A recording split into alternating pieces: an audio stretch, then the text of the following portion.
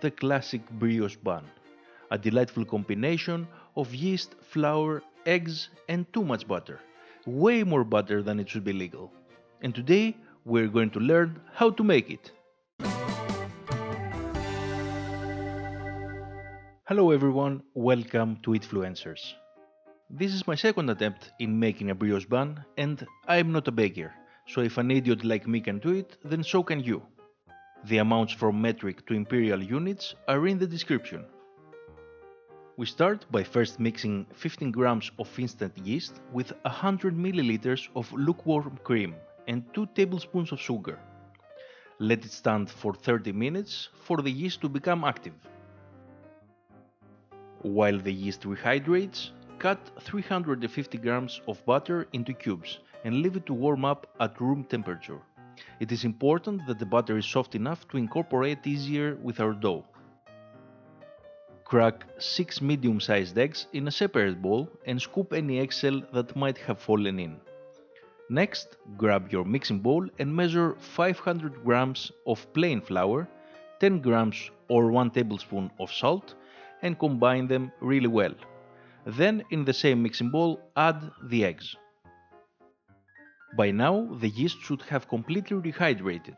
Because of the small amount of liquid we used, it should look like a thick paste with lots of air in it. Add the yeast to the mixing bowl and set up your kitchen mixer with a dough hook.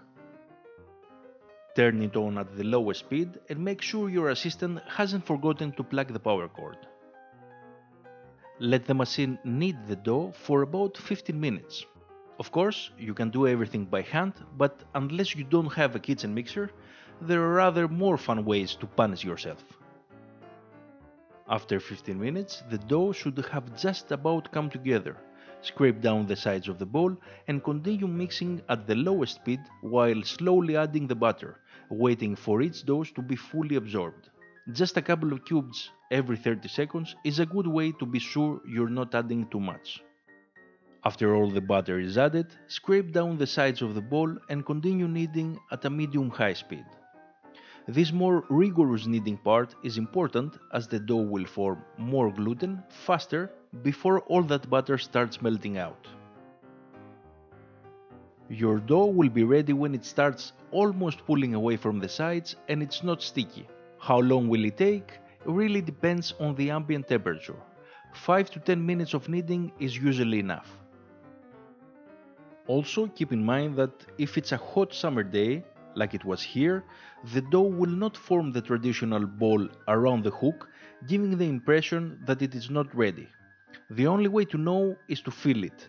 If it's wet but not sticky, then it's ready and you should stop kneading. When the dough is ready, grab a glass or metal bowl for the first proofing. You don't have to oil coat it because the dough has enough butter to make it non-stick. Cover it with clean film wrap and let it sit for about an hour or until doubled in size. After an hour has passed, transfer the dough on a lightly floured worktop and press as much air as you can out of it. Continue by folding all the outer edges inwards. That way the yeast spreads more evenly, resulting in a better texture. We have to let the dough proof once more. And mind you, this is not the final proofing. Nobody said that making brioche is fast. But this time, let it proof inside your refrigerator for about an hour. This will solidify the fat and will give us a flakier bun. After the second proofing is done, take out your brioche dough on a lightly floured surface and once more press as much air as you can out of it. Using a knife or a bent scraper, divide it in your desired portions and shape it like a small ball. It doesn't have to be a perfect shape. It's homemade. It's supposed to look a bit rugged. Arrange the buns in a baking pan lined with parchment paper. Sprinkle a small amount of flour on top of each bun and cover them with a clean film. Let them sit for 30 minutes while you preheat your oven at 180 degrees Celsius or 360 Fahrenheit. Meanwhile, in a small bowl, combine 1/3 of a cup milk with 1 egg and mix them thoroughly. Some recipes call for honey to be added to enrich the color, but it's not really necessary. After 30 minutes, uncover your now fully proofed buns and brush them evenly with the egg wash. Finally, and this is optional, sprinkle some flaky sea salt on top.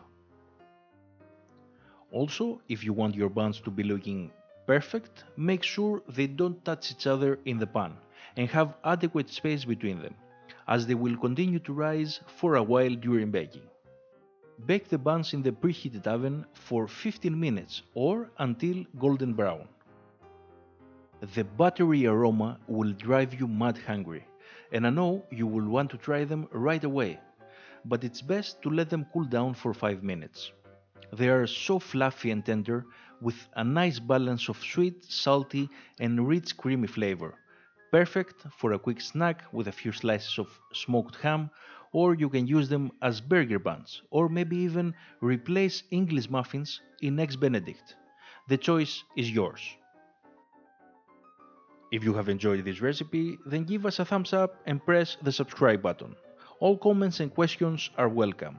Stay tuned for more recipes, and thank you for watching.